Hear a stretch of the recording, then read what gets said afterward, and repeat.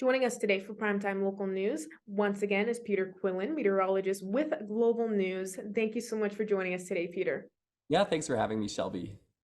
Of course, no problem, because we want to speak on this. The summer season is officially starting this week. And of course, we've already had some serious scorchers already. So Mhm. it's kind of weird to know that, we're kind of just kind of heading into the season. But can you start with Mhm. explaining maybe how the spring season has already been extremely warm?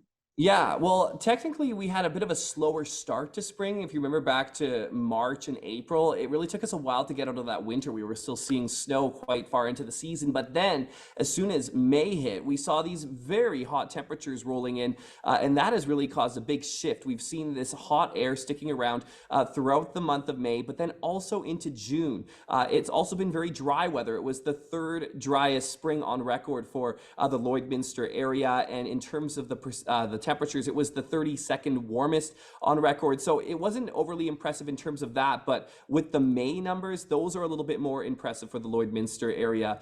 We saw the warmest May on record for the city, and in terms of precipitation, it was the sixth driest May on record. Oh yeah, that's really crazy. And I do remember that it was definitely just kind of a switch up. One week went from kind of like around like those teen temperatures, and then it started to go right into those 20s, Mhm. scorching, rating, getting close to those 30s. So I know, of course, a huge thing right now is how many wildfires are starting with this extreme heat. So Mhm. what can you say that maybe you would, in your opinion, and expect as we head in more into the summer season? Yeah, so we do have big concerns because in June we call it upper level low pressure system season, and that's when we get these lows that move in and they kind of stall and they dump a ton of rain. We really haven't seen a ton of that in the Lloydminster area and right across Alberta into Saskatchewan, but we need that so badly in June to keep that fire danger rating down into July and into August. So without that, we are in a pretty dire setup. Even though we do see some brief bouts of moisture, it quickly gets used up and it evaporates and it moves into the dry ground quite quickly, and then we dry out once again. So I have big concerns. I think this could probably be one of the worst fire seasons we've ever had. We'll likely see more smoke in the summer and more heat as we transition from what was called a La Nina, which brought in the cool, snowier winter, to an El Nino pattern into summer and fall. That is just going to bring in drier than normal conditions. So this could be just the start of what could be very bad. Yeah, no, and that's really devastating. I really hope that maybe things can switch up for the better for us. Mhm. But I mean, I guess it is really good to also prepare and know what could be ahead for us here in the summer season. Now, I was going to also ask for, what to expect with the summer season, I guess, other than the dry heat, what kind of temperatures maybe, or even like Mhm. tornado season for some of these spots. Yeah, so we'll start with the dry heat. So I think it will be drier than normal in Lloydminster unless one of those thunderstorms sits over the area and dumps a ton of moisture down onto the ground.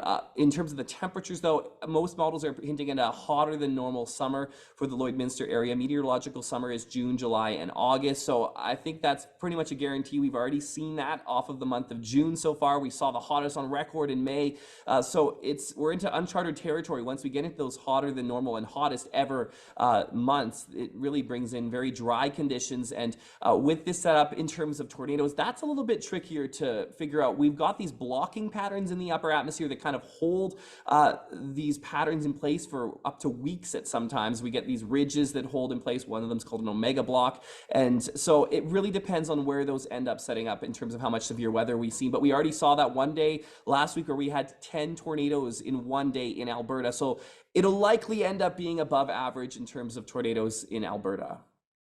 Oh, and I hope everybody will hopefully be safe during this tornado season. I know it's been Mhm. pretty crazy. We've seen some beautiful shots so far, of course, of those tornadoes too. Mhm. But hopefully, I think everyone hopefully will be safe and just try to prepare for that. Now, for after all the summer season and seeing these conditions and what we might expect, how do you think this may change what winter will look like as it comes Yeah. up?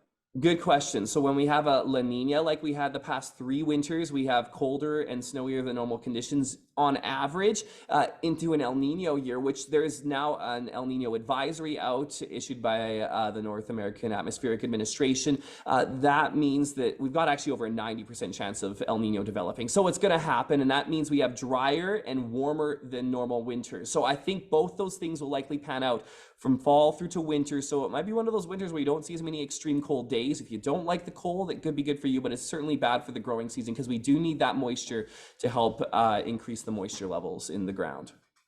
Well, I can't believe I'm saying this. Hopefully, we will get a cold winter coming up ahead Mhm. here. But Yeah. I'm one of those people that definitely don't enjoy it. But I do agree with you. It's something we Yes. do need. And, it'll help us for the next summer season. Hopefully, we won't be seeing this crazy wildfire type of season.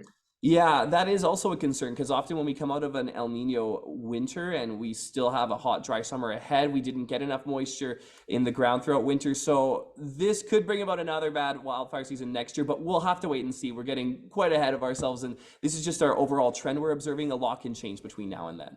Well, as always, we always enjoy getting your expertise on this subject, Peter. Really appreciate you joining us once again for getting kind of a look ahead of what we can expect here in the border city for the summer season and maybe winter. So thank you so much for joining us today. Yeah, thanks for having me.